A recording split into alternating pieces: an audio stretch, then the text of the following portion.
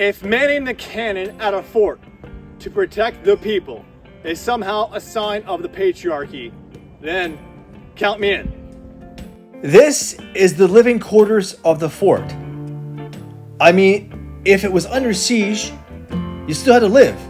You had your family, you're out there doing your thing, protecting the capital. Meanwhile, day-to-day life, to some extent, has got to keep going on.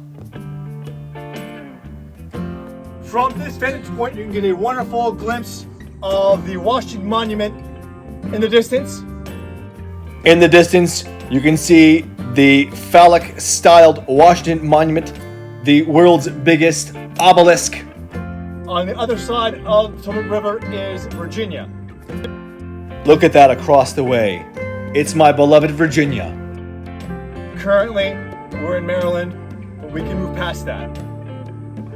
The fort is extremely accessible. You can pretty much explore wherever you want to go. Everything's open, everything's available. They got the folks in costumes doing their thing. It's a roll the dice with reenactors. Sometimes they're super cool, and sometimes they're kind of off-putting. No, this is not San Francisco. I believe this is the stockade of the fort. In Europe, access to a historical place like this would cost 7,500 euros. The important thing, we're at a historical site, talk to the staff, talk to the folks that are dressed up in historical garments or whatever. They'll give you the score, they'll tell you what's going on. You want to talk about this, it's a great way to learn one-to-one, much better than trying to learn from the internet.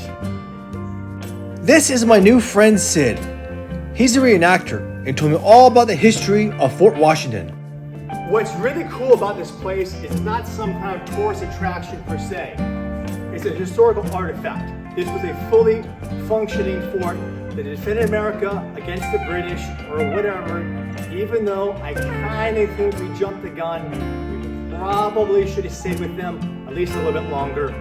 Sorry, England. Any dude that's worth his mud loves things that go boom. It's a lovely Saturday in mid-September, and there's almost nobody here. What's the deal? I think we have a problem in this country with not appreciating our history. I don't need to be one of those cool dudes going to the trendy bourgeois restaurant or craft beer nonsense. I'm just going to go to historical places. I love the open access, but I have no idea what most of this stuff is.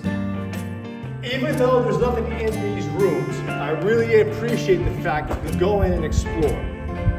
Accessibility, good thing. My favorite thing about these steps is they're a perfect way to tear a meniscus. This is absurd. These stairs are not equity compliant. Let's go to the top of the fort and take a look. This is a great vantage point to look at all the surrounding threats and have an airplane ruin your shot. I feel very blessed to have free access to amazing American historical places like this. It reminds me that America is better than any other country. When you're 40, you go down really steep steps, one at a time.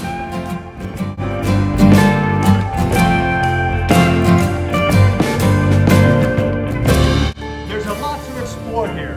Now let's go check out the lighthouse.